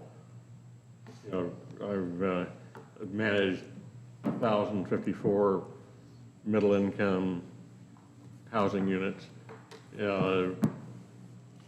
have plenty of opinions to go along with everything that everyone else has said. Now, the problem is, we're all well-educated and therefore biased in all matters. How it works. Well, also, we have a lot to learn, I think. Sorry? We also have a lot to learn, too. Like, we all have things to bring, but I think we also still have a lot to learn, and so I look forward to more formal, conversations with, I guess, work sessions with the county commission and with experts on this issue. John's done a lot of it. It's got a lot of expertise in it. Okay, so let's move on to, I think, code consolidation and modernization, Article 5. Is that what we'll, Yes. okay, let's start with Article 5. Haven't we finished that? No, we did, Oh, we're- Article 4. Oh, 4, okay, fine. 5. Yeah, we did discuss a little bit of it on page 41. Yeah. You're on page Okay. 29? 33. Phil?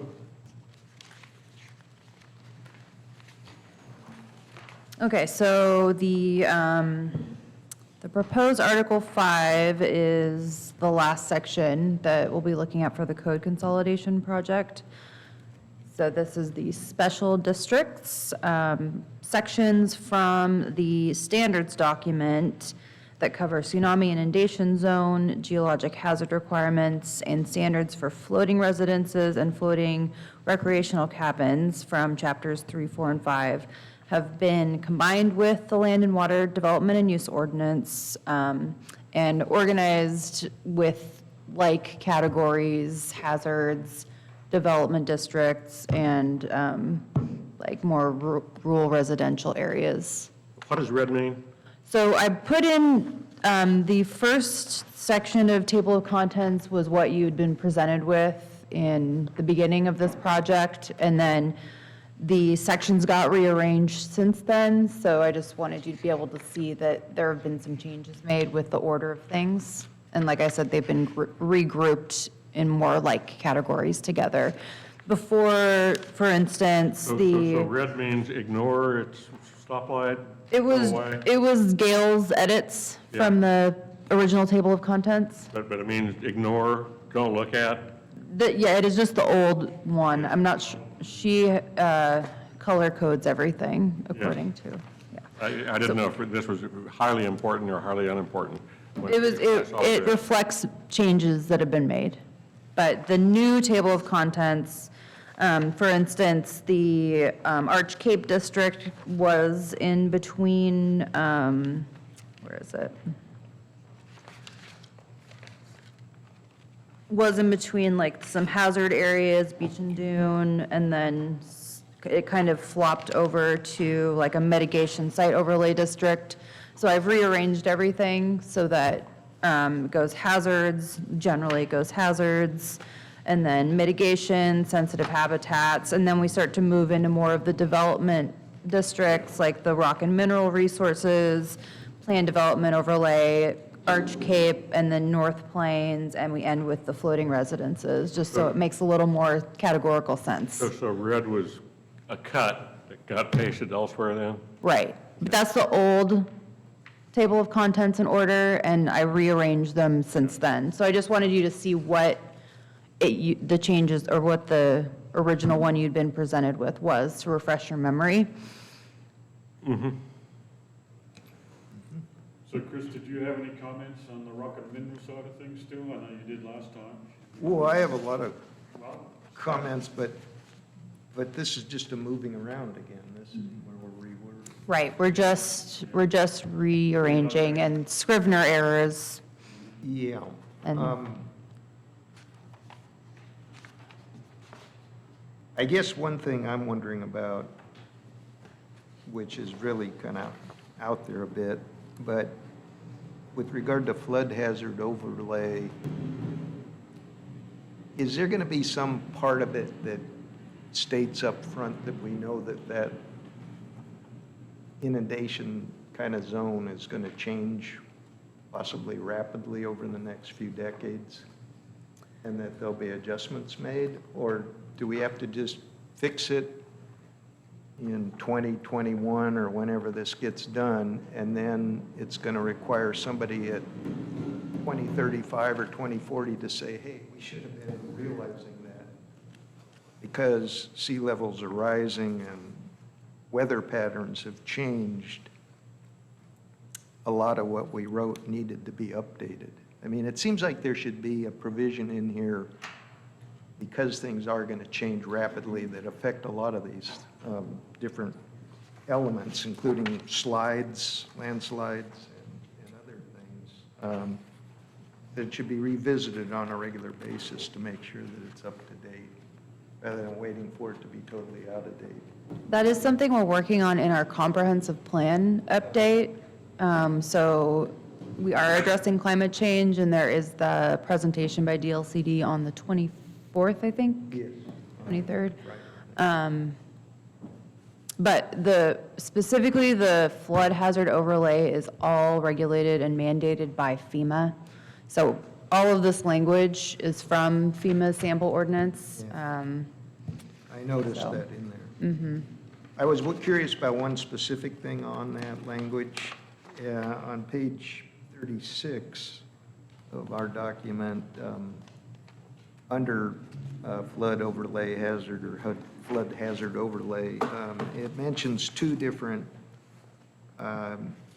dated documents from FEMA, I guess, the flood insurance studies. One's from 2018 and one's from 2010. My question is, do they handle different elements, or why isn't it just all 2018 and 2010 has been superseded? It's in about the middle of the page there, below the numbered section. And it mentions those two documents. And I'm just curious, like, does one supersede the other or not? Well, the 2018 supersedes the 2010. I wasn't here when this changed, but I would guess that it's because we did have an overlay on our GIS that also showed the 2010 mapped areas, and we added the 2018 mapped areas to it. So that may just be a reference. Okay.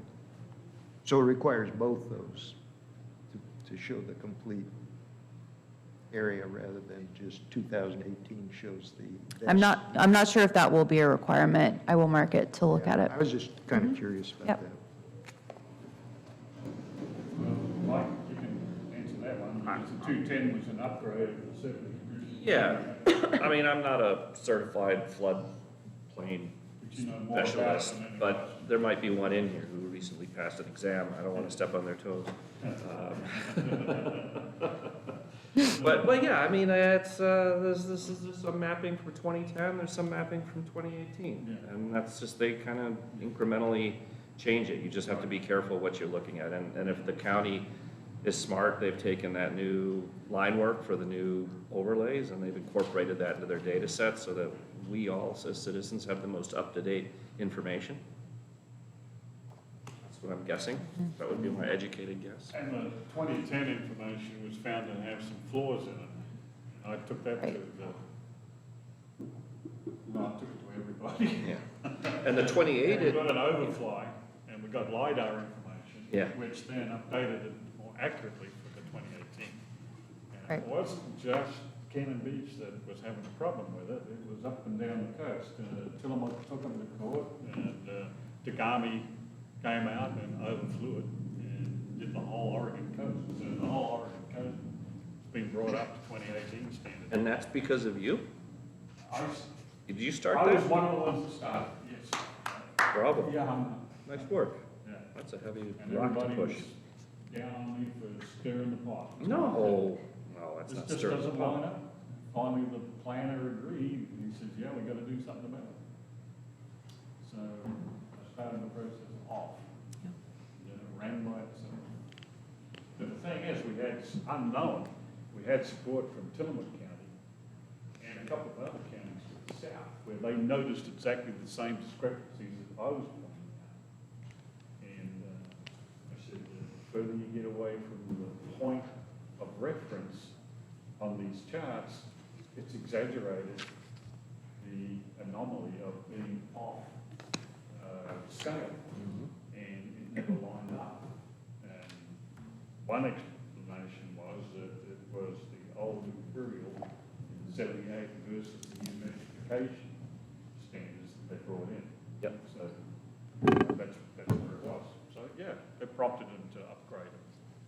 So anyway, more than we all needed to know. Well, and also, just in case the county staff doesn't bring it up, there is a new, for those Right. mapping geeks, that I know there's a few of them over here, there is going to be a new, a web map interface that the county is rolling out. They're transitioning now. If you're hip to it, you can go find it. And it'll just create just enough confusion to frustrate you for the first couple of times you use it. But hopefully you can work through it. It looks nice. Hopefully all the latest and greatest data sets are gonna be in there and map to your mind's content. It is live, actually. Is it now live? It's live, the old one is gone. Old one is now gone. Yeah. Oh, that's a shame. Does this replace the GIS? Yeah, it's the new web maps. It's an updated version of the GIS. Updated? Does it have a better stream layer? And we've been told that they're gonna upgrade that more often than on a regular basis. Conference. That's a great idea. So it's gonna be updated on a more regular basis. And there is going to be a new wetlands Yes. mapping GIS program that's rolling out very soon DSL. from DSL. And there will be ways, I believe, with this new platform where you can take your own information and overlay it over the top of it and then look at your own, so you can be your own snazzy little mapper person. Can you become your own surveyor? That's a loaded phrase. But you can be your own person. Oh, Okay, so any other questions, Chris, on that?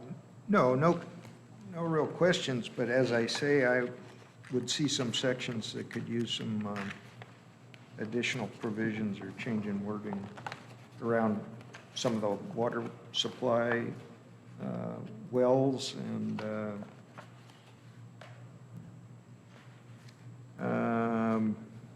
sewage disposal systems, but, you know, that's for another time, I Yeah. think, really. Yeah, we're in the shuffling Yeah. stage right now. Yeah, I like the revised table of contents here. I agree that the order of things, it's more logical, easier to find, so I think it's good. I'm forgetting a key word, but it was like a drift captain. You know, it was obviously a fisheries thing, and I forgot on what page, but there's several locations. It was a terminology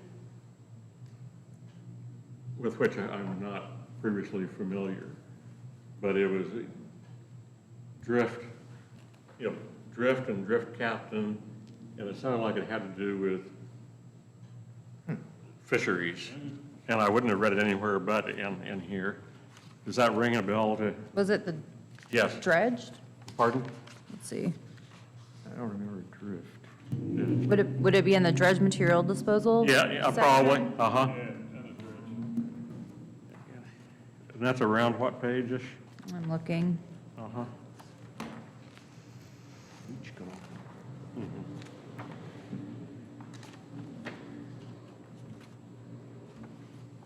You know, it sounded like it was something that had been picked up from 100 years ago 5.160. of the quasi-legal grounds to kill people for not obeying the drift captain. Needs to be added to the definitions page. Yeah. I can look for it if you want to move on to another topic. Okay, any other questions on Article 5? If not, we'll go for the comprehensive plan update. It's on page 90. It's on page 90. 90. Was almost there.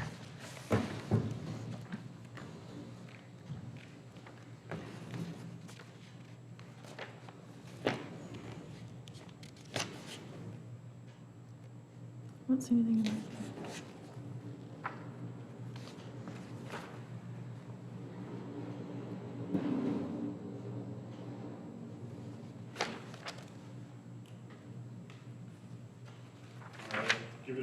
Give us a more direct, what's it under on 90? The dredge material disposal site reservation overlay district section starts on page 90. I still don't see anything about drift captains. Right. And it's not the sort of thing I would have made up, I promise.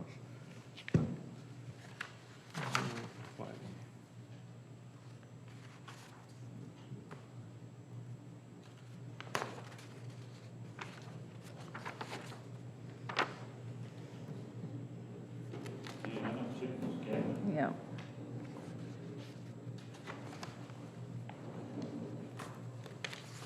I don't see dredge captain either. Drift captain, not dredge captain. Well, drift captain under bridge.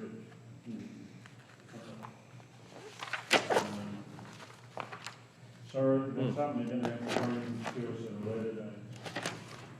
You know, I'm not saying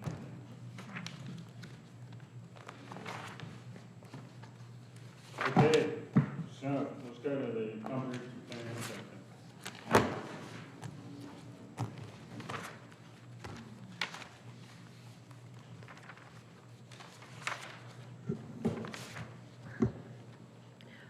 Well, I'll sort of jump in. Gail had to take off for a meeting, as you know. So comprehensive plan update, all the committees are on hiatus until April, when we'll pick up again. And we will be picking up with Goal 5, which is enormous. That's all your open space, all your wetlands, all your sensitive habitat, historic spaces. It's an enormous enormous section of code. I'm working on the quarry and mining section right now.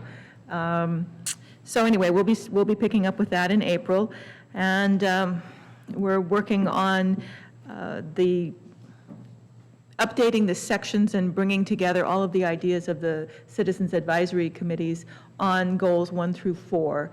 And so we'll be feeding that back into them in April as well, and getting materials moving again. So basically, we're just on hiatus. The committees are on hiatus, and staff is pulling a lot of things together to take back to them. And so we'll be picking back up in April. Cool. All right. Any questions to start on? All right, so let's look at the special projects update report. And I found on page 24 the drift captains.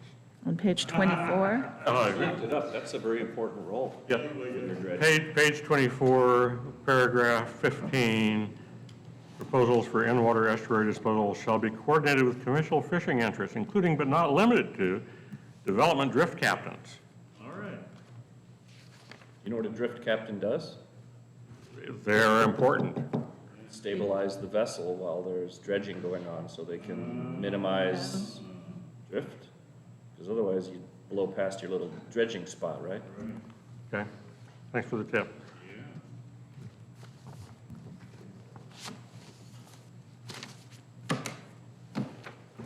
Well, we finally figured it out. And on 22, at the bottom, under 4, also on dredging,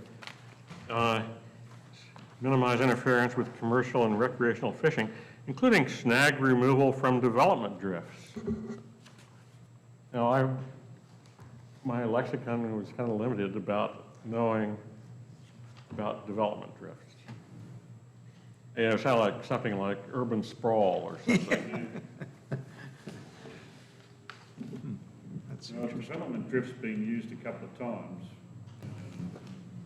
So it's, Back on 24 as well. yeah, it's very important. Creep, you know, RV creep.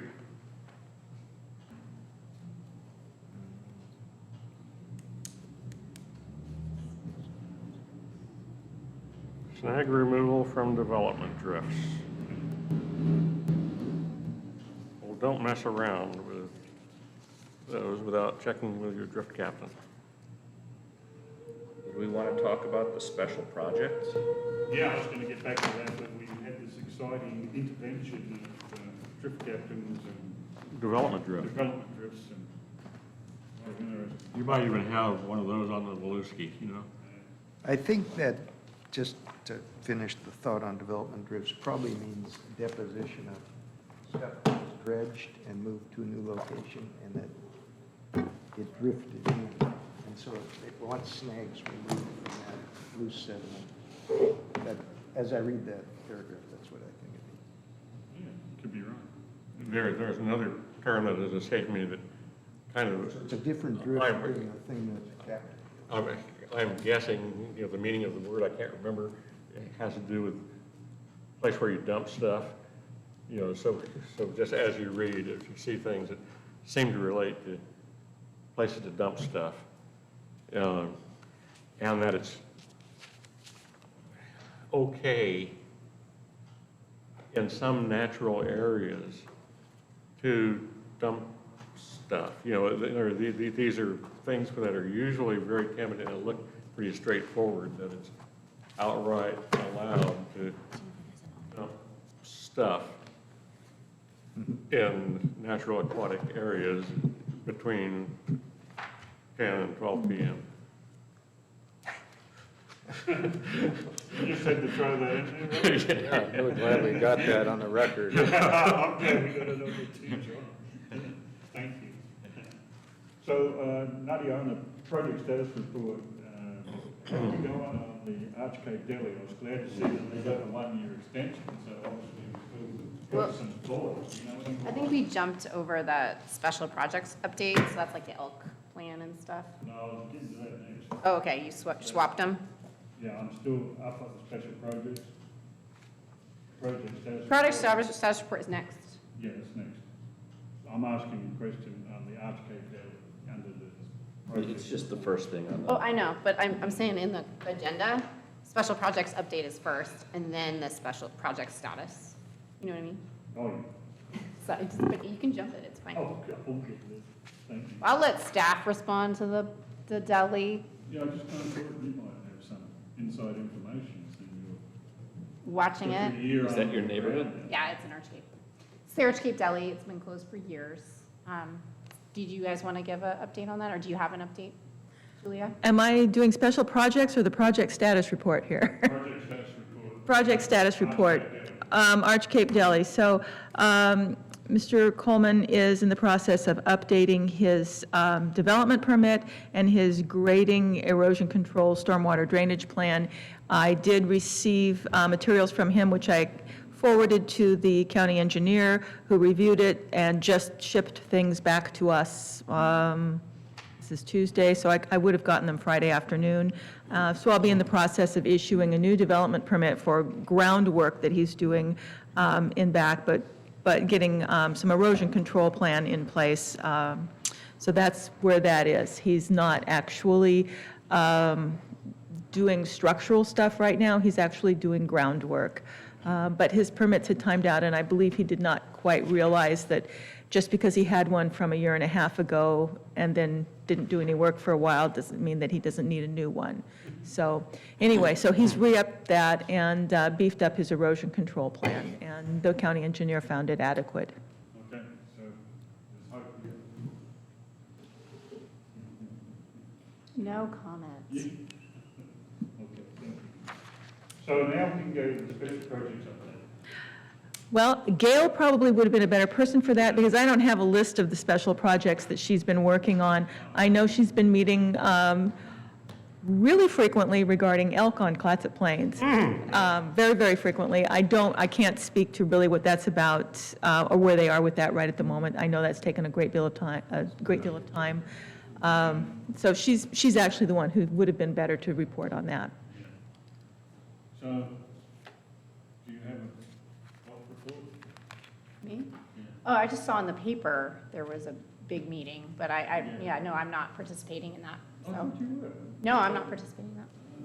Mm-mm. I think Katie Volke is on that, and there's people from the park, the National Park Service, they're on that. Chris Clatterbuck, I think, and maybe Carla Cole. So I leave it to their able, The, able conservation. the old Yes. elk guy who I recall didn't like elk has retired from ODFW. So he was not present at the last big meeting. Were you? Yes, I was. What are they trying to do to the elk? Oh, there's a Trying to reduce elk problem conflict. in greater Clatsop Plains, which extends over to you, in case you didn't realize you were in greater Clatsop Plains. Who's in Greater Clatsop Plains? You are. In what way? How they, Philosophically? how they define it on the map. You know, they were, anyway, period. End of diversion. Okay, I just. For now. I keep hearing about elk and I wasn't sure, is this I think with the there's- elk trails? Is this part of elk trails? No.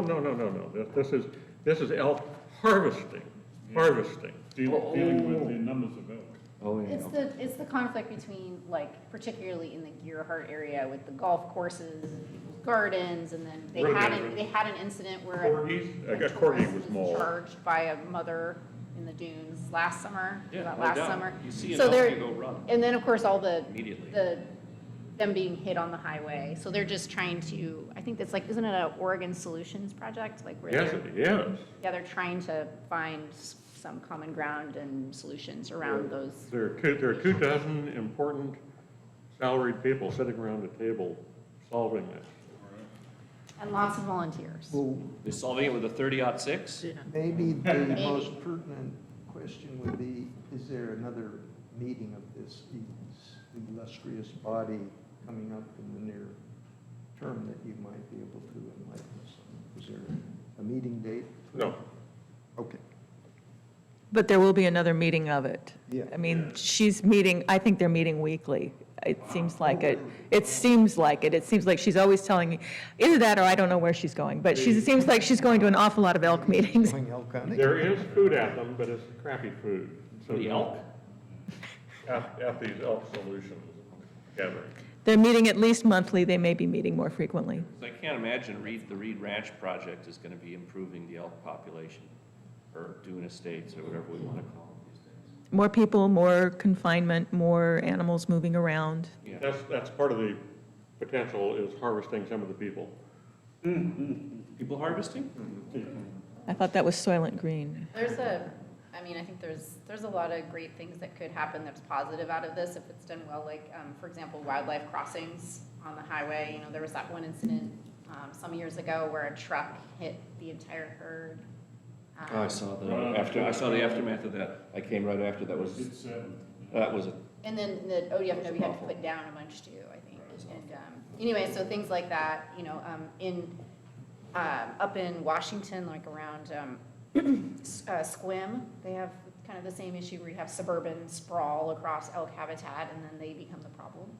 And they actually put collars on some of them, and as they get near the highway, a light blinks on the highway, so that you know they're nearby.